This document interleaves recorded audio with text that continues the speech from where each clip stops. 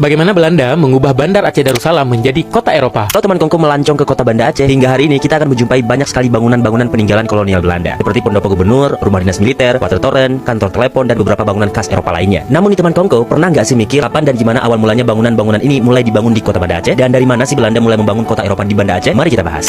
Jadi nih teman Kongko, memasuki usianya yang ke-820 tahun, tepat pada 22 April 2025 ini, kota Banda Aceh terus berbenah dengan arah dan tujuan yang lebih baik. Tatanan kota dan sistem di dalamnya turut jadi perhatian sehingga bisa menjadi selayaknya ibu kota provinsi Aceh. Namun, pengalaman di masa lalu mungkin bisa jadi pelajaran untuk membangun di masa depan bagi kota Banda Aceh. Tepatnya setelah Belanda berhasil merebut wilayah istana kerajaan Aceh Darussalam sejak tahun 1874, Belanda tidak menunggu waktu lama untuk mulai merancang tatanan kota dan mengubahnya menjadi kota Eropa khas mereka. Mulanya, mereka mengubah nama Bandar Aceh Darussalam menjadi Kutaraja pada 24 Januari 1874. Mengenai sejarah perubahan nama ini udah pernah kita bahas ya teman Kongko. Lanjut cerita, Belanda mulai membentuk komisi-komisi yang mempelajari serta menyusun rencana pembangunan kota pada 26 Mei 1874. Nah, bangunan pertama yang dibangun oleh kolonial Belanda di tanah Serambi Mekah adalah Mercusuar William Torrens yang ada di Pulau Aceh dan Pelabuhan Ulele. Kedua bangunan ini dibangun dalam waktu bersamaan, yaitu mulai dari 26 Juni 1874 sesuai dengan surat putusan dari pemerintah Hindia Belanda. Lanjut cerita, dalam masa pembangunan Mercusuar dan pelabuhan ini, Belanda juga membangun perumahan di Ulele untuk tempat tinggal mereka, termasuk perumahan untuk orang Cina yang mereka bawa sebagai pekerja. Setelah Mercusuar dan pelabuhan rampung, Belanda mulai membangun rel kereta api dari pelabuhan menuju ke dalam wilayah Kutaraja pada tanggal 12 November 1876 guna mengangkut semua logistik dan alat perang serta material pembangunan ke dalam wilayah Kutaraja. Selanjutnya, dalam rentang waktu 1875 hingga 1881, Belanda membangun beberapa perkantoran sebagai pusat administrasi seperti pendopo gubernur yang konon dibangun di atas bagian dalam keraton kerajaan yang katanya nih pernah menjadi gedung terindah di Sumatera. Mereka juga membangun Java Sea Bank yang sekarang menjadi gedung Bank Indonesia. Di Aceh Drunkenrich, kantor percetakan yang sekarang menjadi toko yang ini, The Netherlands Handel Macapich yang sekarang lokasinya menjadi pusat dokumentasi dan informasi Aceh di Komplek Museum Aceh. Hotel Aceh yang sekarang ada di Komplek Taman Sari, Leisure Museum sekarang menjadi Komplek Militer Kuta Alam, Rumah Sakit Militer yang saat ini menjadi Rumah Sakit Kesdam, dan Kerkhof sebagai tempat dikuburnya pasukan Belanda yang tewas dalam peperangan. Berikutnya, untuk membuat suplai air tetap terjaga, mulai tahun 1875 Belanda membangun water toren sebagai tempat penyimpanan air dengan mengalirkan air dari mata air dengan menggunakan pipa baja anti karat yang mereka beri akses untuk memasok air ke perkantoran dan perumahan mereka. Selain itu, Belanda juga membangun komplek perkantoran yang saat ini dikenal sebagai Gedung Baperis Kota Banda Aceh atau pernah juga disebut sebagai Balai Juang. Setelah itu, pembangunan terus meluas seperti rel kereta api yang terus diperpanjang jarak tempuhnya hingga menyambung ke Medan, juga membangun gedung sentral telepon yang saat ini berada di taman samping Simpang Jam Kota Banda Aceh ini. Berikutnya juga ada gedung perkumpulan Freemasonry yang kini jadi gedung SMA 1 Kota Banda Aceh dan memperluas pemukiman Belanda hingga ke dusun. Sehingga Bandar Aceh Darussalam berubah dari kota tradisional menjadi sebuah kota Eropa. Namun begitu nih teman Kongko, kependudukan Belanda di Aceh tetap tercatat ilegal dalam sejarah sebab baik rakyat Aceh maupun Sultan Aceh tidak pernah tunduk kepada Belanda baik secara de facto maupun de jure. Nah, kenapa bantah? Meskipun harus berpindah-pindah pusat kerajaan, Sultan Aceh dan rakyat Aceh tetap bersinergi mengusir kapal Belanda dari tanah Aceh. Hingga akhirnya sejarah mencatat pengakuan Belanda bahwa perang dengan Aceh adalah perang terlama yang pernah Belanda alami yang membuat kerugian besar bagi pihak Belanda dan juga banyak perwira, letnan, kolonel dan juga jenderal Belanda yang tewas mengenaskan di tangan pejuang Aceh.